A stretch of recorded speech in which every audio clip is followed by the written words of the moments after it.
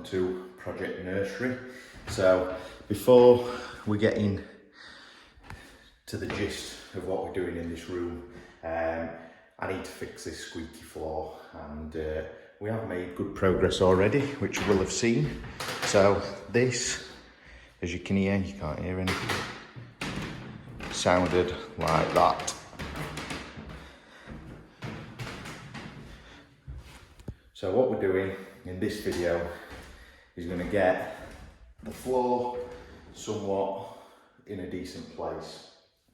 Now the reason why it's like it is if you go back to the very start of this channel, we had a supporting wall removed in the kitchen and an RSJ installed.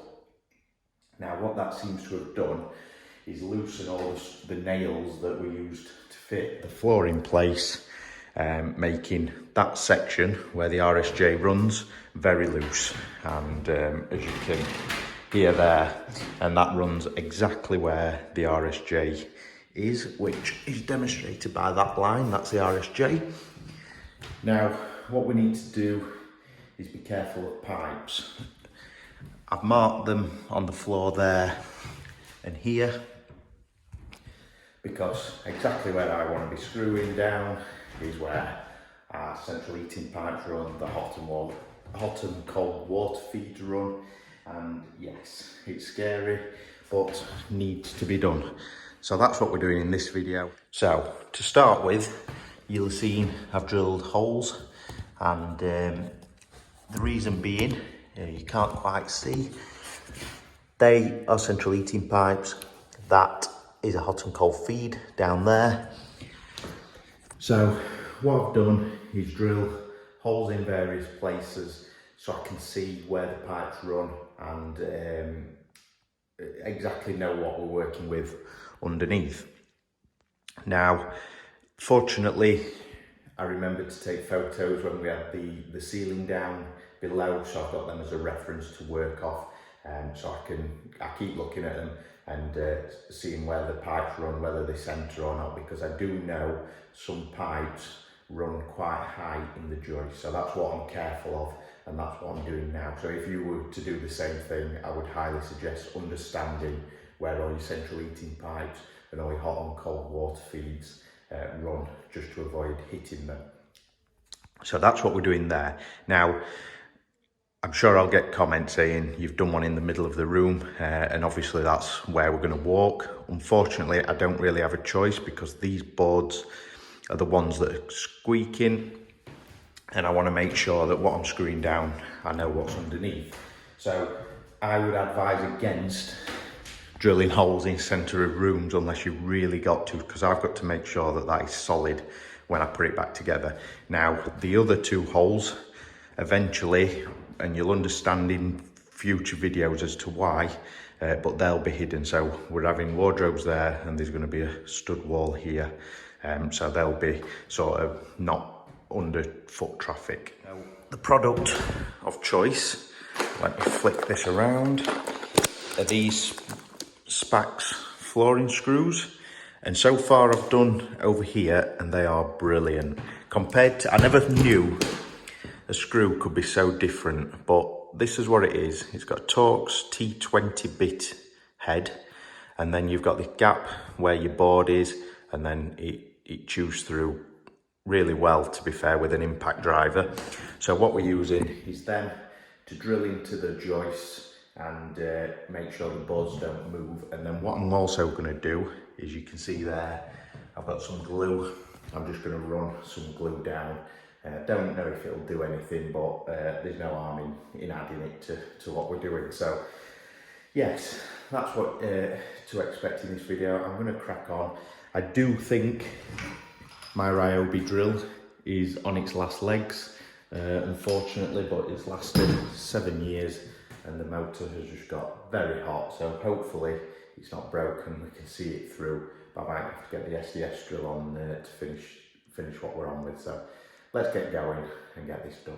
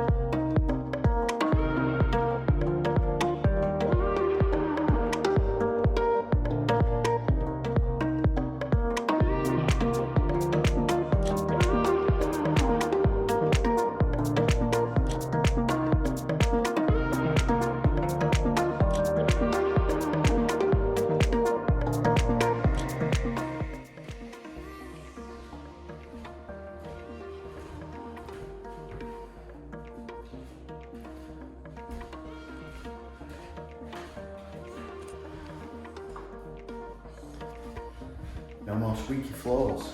So we've got the bulk of the screwing down done, and I must say these things are absolutely brilliant. You can't really see, but Spax 4x4.5 by 60 T20, and honestly they're going like butter into the chipwood floor. So I have had to buy myself a new impact driver and drill. Well, I didn't have to, but the batteries on the Ryobi were just draining down straight away. And this morning, when I went to start, an hour before, and the batteries wouldn't charge.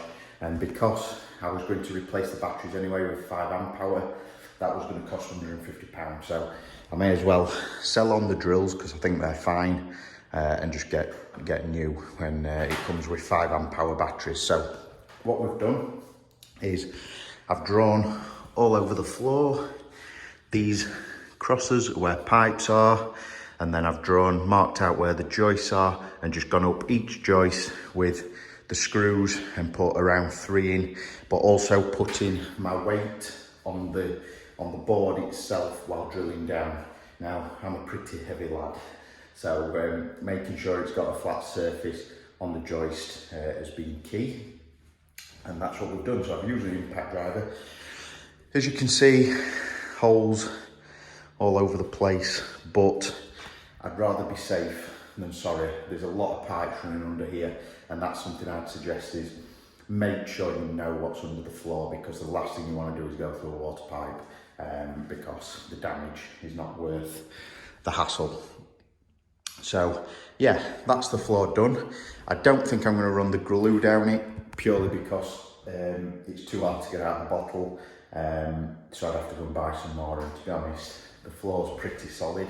There is a few tiny creaks or noises, but I would, once the underlay and carpet is back down, I would say that's not going to be heard at all. So what I'm going to do now, and what I've just been doing, is putting the plugs back in, and all we're doing is I'm cutting some stud work that I've got laying around, some old wood, creating a bit of a like a channel there, and just screwing it back in. And then they are handy to have in the future if you want to run cables and whatnot in the, whether I will, I don't think I want to, but yeah, really pleased with how it's turned out, and we shouldn't in future be having babies waking up, so that's the main goal. But yeah, as you can see, I've got my iPad on the floor, which I've been using for pictures, and yeah, so what I'm going to do now, get tidied up,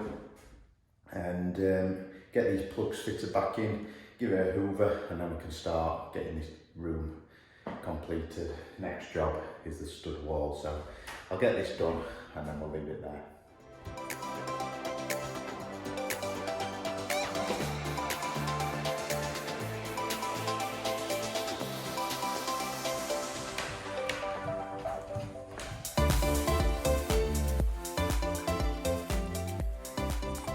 And there we have it, the floor is done. No more squeaks, just nice solid floors. So yeah, just to quickly recap what we've done is I have cut holes in the floor, as you've seen, and they've now been filled. That were purely just for seeing where pipes were, where cables were, and just make sure I knew and understood what was underneath the floor. So using the Spax screws that are down there, we've found the joist, screwed the boards back down with the weight on it, and as you can hear, there's pretty much no noise whatsoever when walking. So when there's underlay on there and the carpet back down, you're not going to hear a thing. So that's that done. I've marked on the floor for anyone else in the future where all the pipes are, and where, to be honest, pipes are my main concern more than cables. And yeah, so that concludes the squeaky floorboards and screwing them down, and we can move on now to get this room transformed and ready for the arrival of our little boy in coming months. So I'm going to leave this video here. I thought I'd specifically do this video on its own because I thought it might help others. But yeah, we're going to progress, and in the next video I'll talk you through what the plans are for in here and why we're potentially building a stud wall and what we're going to do in there, and then hopefully get the stud wall done at the same time. So yes, thank you for watching. Please do give it a thumbs up as it helps the channel, and please make sure you subscribe and hit the bell notification for when more videos go up. And please do check out the_DIY_journey over on Instagram for more day-to-day updates as and when I'm doing it. Generally I do it on an evening after work, so yeah, you'll see posts on there daily. So thank you for watching. Do make sure you give it a thumbs up, and I'll catch you in the next one. Cheers.